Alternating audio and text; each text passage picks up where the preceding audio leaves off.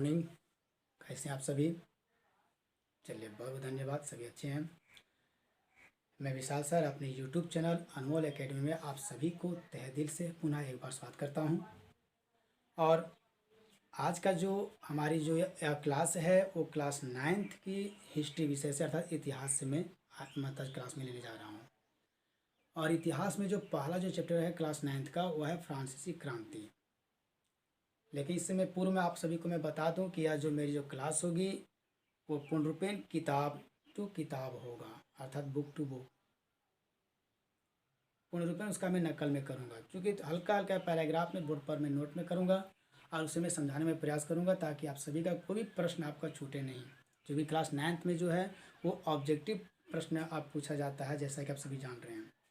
तो ऑब्जेक्टिव प्रश्न जो पूछा जाता है, मैं चाहता हूँ कि आपका कोई भी प्रश्न एक भी ना छूटे। क्योंकि वन लाइनर यदि मैं क्लास में लेता हूँ या फिर आपको मैं बताता हूँ तो क्या होगा, आपकी जो होगी वह सीमित हो जाएगी ज्ञान। और आपको मैं सीमित में करना मैं नहीं चाहता, क्योंकि आपको स्टोरी पता रहेगी तो कहीं से भी प्रश्न बनेगी आप उसका जवाब आराम से दे सकते हैं। तो मैं आपको स्टोरी में पूर्ण रूप में आपको मैं याद में करवाना चाहता हूँ।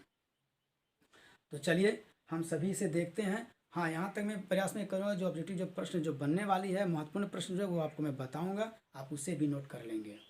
यदि नोट नहीं कर पाएंगे तो वीडियो आप 2 से 3 बार आप देखेंगे, आपको क्लियर रहेगी। यह मेरा वीडियो मेरे चैनल में अपलोड भी कर दी जाएगी, ठीक है। तो चलिए देखते हैं हम लोग क्या लिखा हुआ है इसमें। फ्रांसीसी क्रांति कह रहा है कि 14 जुलाई 1789 की सुबह पेरिस नगर में आतंक का माहौल था। 14 जुलाई 1789 की सुबह पेरिस नगर में आतंक का माहौल था। अब देखिए, पेरिस नगर में आतंक का माहौल कब था, ये पहला प्रश्न, ठीक है। तो इसका आंसर क्या होगा, 14 जुलाई 1789 ईस्वी को। क्लियर हो गई। एक चीज आप याद रखेंगे कि फ्रांसीसी क्रांति में लोग पढ़ रहे हैं तो यहाँ पे प्रश्न बन जाएगी फ्रांस की क्रांति कब हुई थी। इसका भी आंसर क्या होगा, 14 जुलाई 1789। कई बार पूछा गया है प्रश्न, ठीक है। अब इसका आगे, सम्राट ने सेना को शहर में घुसने का आदेश दे दिया था। ऐसी बात बताई जा रही कि सम्राट जो था वो अपनी सेना को शहर में घुसने का आदेश दे दिया था। अफवाह थी कि वह सेना को नागरिकों पर गोलियां चलाने का आदेश देने वाला। ऐसी अफवाह फैला दी गई थी कि वह जो है कौन, सम्राट, वो अपनी सेना को नागरिकों के ऊपर गोलियां चलाने के लिए आदेश देने वाला है। इस अवस्था में क्या हुआ कि वहाँ पर जो है वो आतंक का माहौल बना हुआ था। कहाँ पे, पेरिस में। आप पूछे पेरिस नगर में आतंक का माहौल क्यों बना हुआ था, तो इसका आंसर क्या होगा, क्योंकि वहाँ का जो सम्राट जो था, ऐसा अफवाह फैला दी गई थी कि सम्राट जो अपनी सेना को नागरिकों के ऊपर गोलियां बरसाने के लिए आदेश देने वाला है। इसी कारण से पेरिस नगर में क्या था, आतंक का माहौल बना हुआ था। क्लियर हो गई। अब जब आतंक का जब माहौल बना हुआ था, ऐसा लोगों को जब पता चला तो सभी तो डरे हुए थे। तो अपने बच बचाव के लिए क्या करते हैं, देखिए यहाँ पे लिखा हुआ है कि लगभग 7,000 मर्द था औरतें टाउन हॉल के सामने एकत्र हुए और उन्होंने एक जन सेना का गठन करने का निर्णय किया। और जब लोग जब पता चला कि सम्राट जो है वो अपने सैनिकों को क्या कर रहा है, नागरिकों के ऊपर गोलियां बरसाने के लिए, गोलियां चलाने का आदेश देने वाला है, तो वहाँ पर जितने भी औरत और जो मर्द थे लगभग 7,000 की संख्या में टाउन हॉल के सामने एकत्र होते हैं, मतलब जमा होते हैं, अर्थात इकट्ठा होते हैं। और वहाँ पे क्या करते हैं, जन सेना का निर्माण करने का, गठन करने के लिए क्या होते हैं, तैयार हो जाते हैं या फिर निर्णय लेते हैं। अब इसी बीच में क्या होता है कि हथियारों की खोज में वे, चूँकि जब लड़ाई जब करेंगे तो उनके पास हथियार है, मेरे विपक्षी वाले के पास, तो मुझे भी अपने बचाव में कुछ हथियार तो चाहिए ना। तो वैसे ही इन्होंने कहा कि हथियार की खोज करना शुरू कर दिया। तो क्या बता रहे कि हथियारों की खोज में वे बहुत से सरकारी भवनों में जबरन प्रवेश कर गए और हथियार की तलाश में, अपने औजार की तलाश में जो सरकारी जो भवन जो थे बहुत सारे, उनमें जबरन न चाहते पर भी इन्हें रोका गया, फिर भी ताकि प्रवेश कर गए, उसमें चले गए।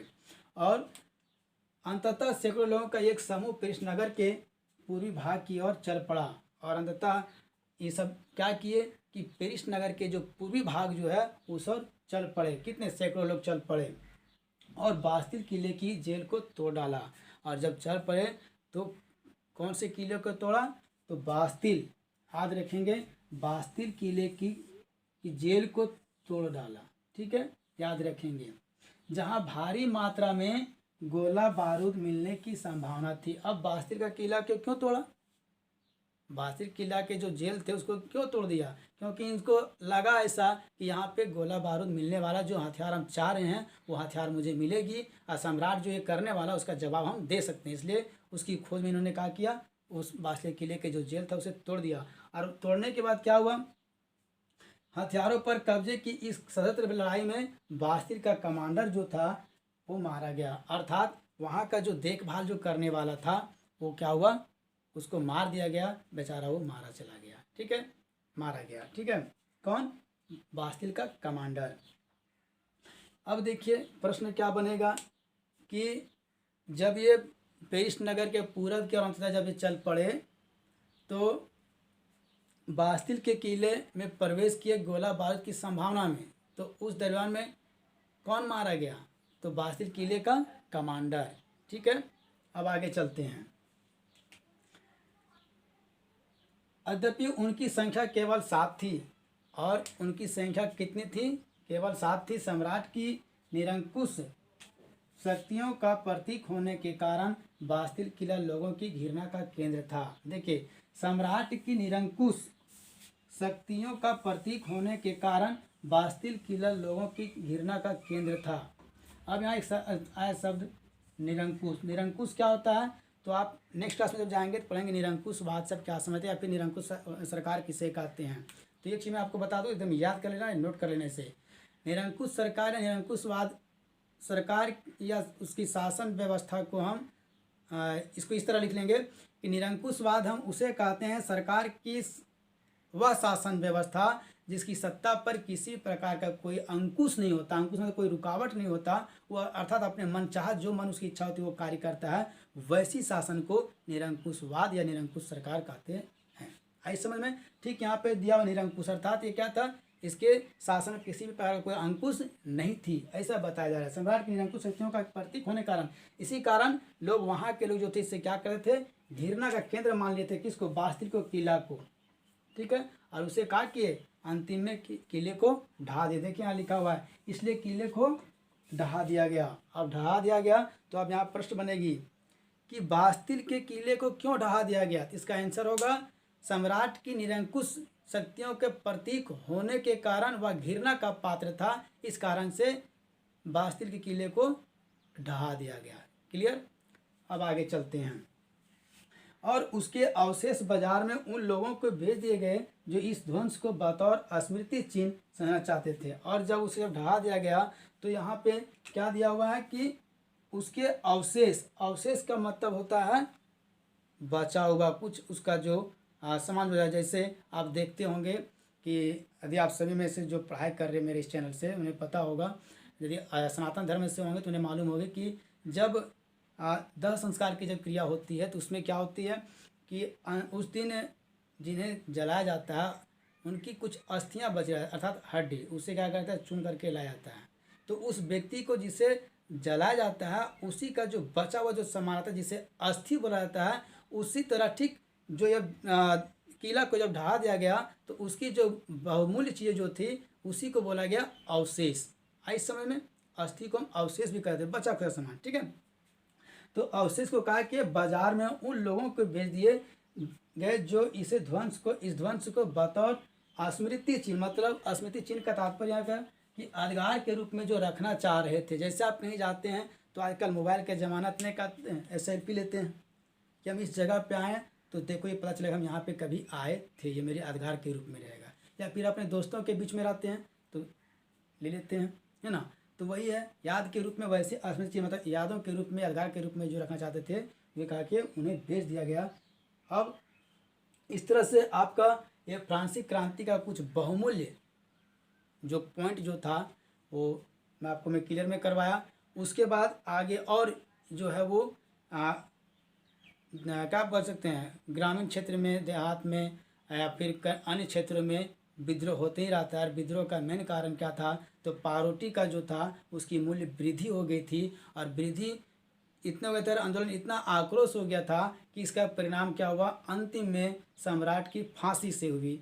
ये आपका यहाँ पे समाप्त हो जाएगा, जो हम लोग नेक्स्ट आगे पढ़ेंगे। और जब इसकी जब फांसी जब हो जाती है उसके बाद नेक्स्ट हम लोग को जो टॉपिक जो मिलेगा नेक्स्ट चैप्टर में वह क्या, 18वीं सदी के उत्तरार्ध में फ्रांसीसी समाज, उस समय 18वीं सदी में फ्रांसीसी समाज कैसा था, क्या स्थिति थी उसकी, उसके बारे में लोग पढ़ेंगे। ठीक है, तो हम लोग इस पर नेक्स्ट में चलेंगे।